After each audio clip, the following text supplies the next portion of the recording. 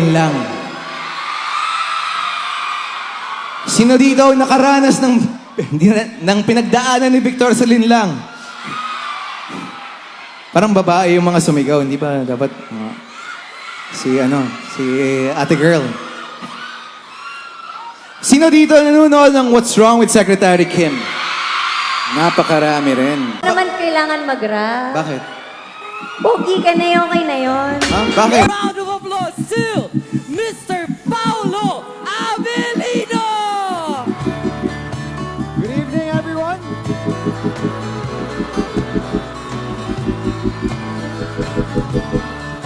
Kamusta kayong lahat?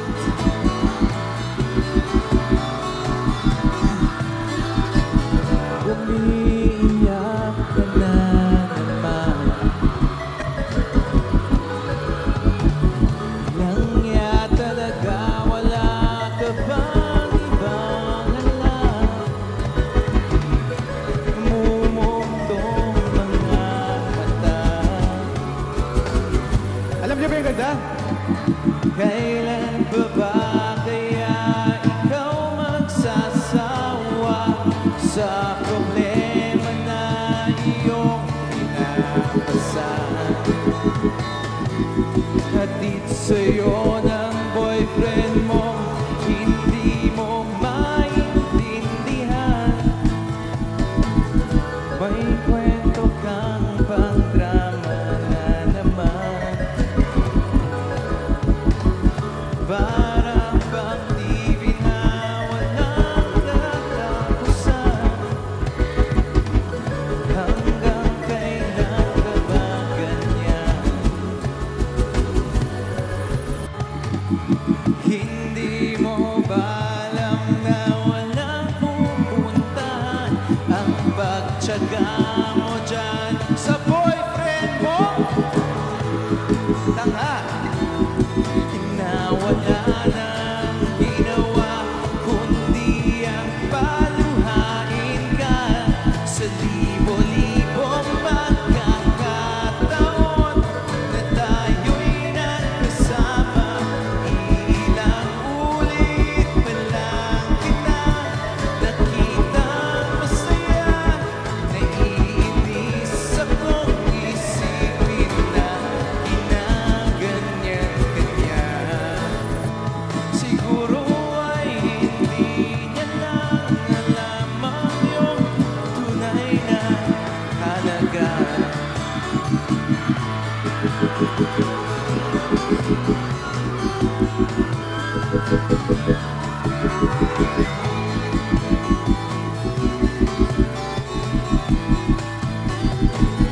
Hindi na dapat pag-usapan pa. Napapagod na rin ako sa aking kakasalita. Gaganda naman ang tao dito. May naman nakikinig, pati yung mga nasa likod. Kahit sobrang pagod na ang aking bibig sa mga payo kong di mo pinapansin. Akala mo'y nakikinig, di rin naman tatanggapin.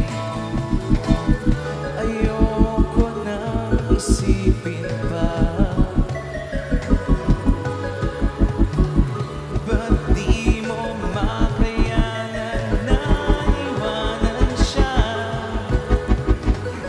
Ang dami-dami naman diyang iba.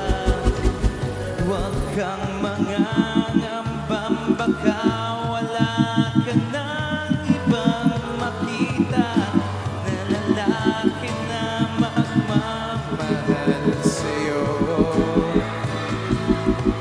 At hinding-hindi niya sasayangin ang pag-ibig mo sa libo-libong pagkakataon na tayo'y nagkasama. Ilang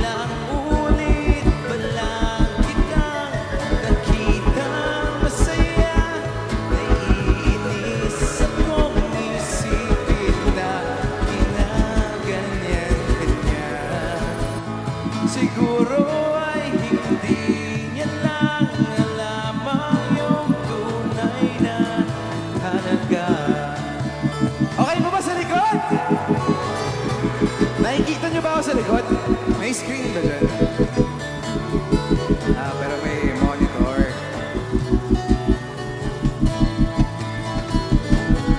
Minsan hindi ko maintindihan bakit ang buhay natin ay napagtritripan. Medyo malabo yata ang mundo, pinabasura ng iba ang siyang pinapangarap ko. Sa libo-libo pagkakataon na tayo'y nagkasama, ilang ulit pa lang kitang nakitang masaya. Naiinis akong isipin na ginaganyan ka niya. Siguro ay hindi niya lang alamang yung tunay na halaga. Para sa mga... Palakpakan naman po tayo dyan. Yes. Ayos, napakaraming tao. Wow.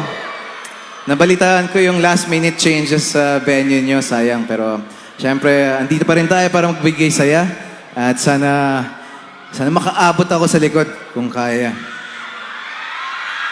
Wow, hindi ko na makita yung dulo ng tao. Gusto nyo pa ba? Isa pa? Sige, dito muna ako sa stage sa second song ko. Pero sabayan nyo ako kumanta, sigurado ako alam niyo yung kanta. Music, please.